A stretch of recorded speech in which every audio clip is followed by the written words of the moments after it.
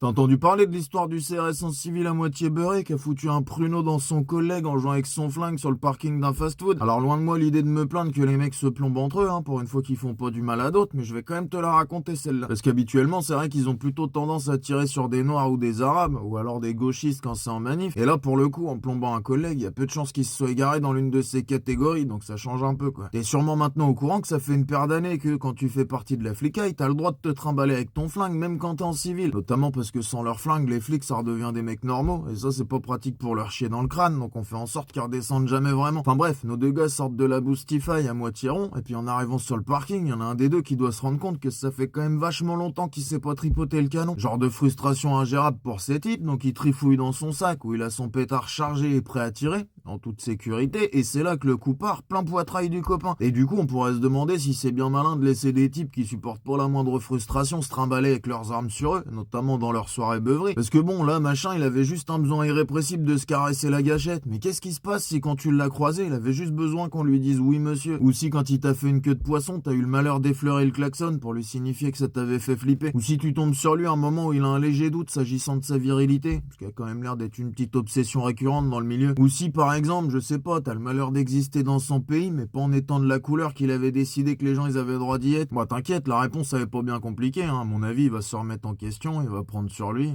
Puis il va bien vider son chargeur sur ta gueule, ouais. Ah bah oui, mais bon, on va pas désarmer la police quand même. Tu vois bien que le monde est dangereux. Ah oui, t'as raison, le mieux pour la sécurité de tous, ça doit être de multiplier les types armés. Surtout ceux qui sont bouffis d'insécurité, qui supportent pas la frustration, et qui vont considérer leur lance-pruneau comme une extension de leur table. Franchement, je vois pas comment ça pourrait mal finir. En attendant, souviens-toi bien quand tu prendras leur défense que c'est quand même assez rare qu'ils utilisent ces armes pour se fumer entre eux. En général, c'est pour les autres. Et le fait que tu hurles bien fort ton soutien inconditionnel, ça fait pas de toi un dealer, et je suis pas sûr que ça pèse beaucoup le jour où il y en a un qui va juger que t'es sorti du cadre. Parce que tu l'auras doublé dans un bouchon, dans la file d'un fast-food, ou que t'auras pas baissé les yeux, alors que c'était ce que son petit ego viriliste attendait de toi. Alors tu peux jouer les carpettes, évidemment, tout se passera bien tant que t'accepteras qu'on te marche dessus. Mais je t'invite quand même à être certain que t'aspireras pas un jour à autre chose que de leur faire reluire les pompes, parce qu'il y a relativement peu de chances qu'ils acceptent ça d'un paillasson.